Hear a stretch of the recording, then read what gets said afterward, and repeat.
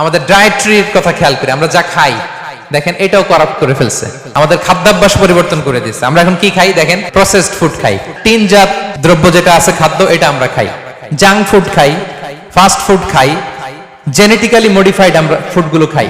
ফলে আগে আমাদের মুরব্বীরা বাপ দাদারা যে এনার্জি পেত ওই এনার্জি আমাদের গায়ে নাই, ঠিক কিনা বলেন? আমাদের ফুড করাপ্ট হয়ে গেছে।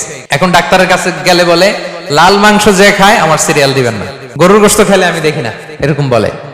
তো রাসূল সাল্লাল্লাহু আলাইহি ওয়াসাল্লামের যুগে ওনারা মিট খেতেন না ভাইরা, ফ্রেশ মিট, মরুভূমির ক্যাকটাস গুলমলতা খেয়ে যে খাসি দুম্বাগুলো, ওগুলো খাইলে এমনিতে শরীরের ভেতরে এনার্জি চলে আসে। এগুলো বাদ দিয়ে আমরা খাবারে কি ঢুকাইছি? Fast food. আমাদের ছোট বাচ্চাদেরকে দেখবেন ভালো মাছ খেতে দিলে খায় না, ভেজিটেবল দিলে খায় না। কি খাবে ওরা? আমি জানি কি খাবে, শোনেন। সসেজ খাবে, দেন পিজা খাবে, ইনস্ট্যান্ট যে স্যুপ আছে, নুডলস আছে, এগুলো খাবে, ফ্রোজেন যত মিল আছে এগুলো খাবে, ঠিক কিনা?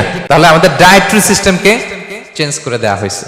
আমরা অনেকে মনে করি আমরা বোধহয় এখন খুব আরামে আছি, সুখে আছি, আমাদের বাপ দাদারা 14 পুরুষ এরা বোধহয় আরাম করে যায় না। এটা ভুল, অ্যাবসলিউটলি রং। আমাদের দাদা পরদাদারা যে সুখ করে গেছে ওই সুখের সও আমরা দেখিনি।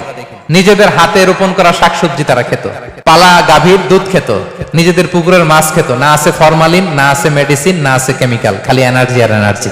রাত হলে ঘুমিয়ে যেত, সকালবেলায় এক পাতিল ভাত খেয়ে যাইতো মাঠে কাজ করতে। ওই এনার্জি আমাদের আছে। এই ফিতরাতকে ধ্বংস করে দেয়া হচ্ছে, সম্মানিত সুধী।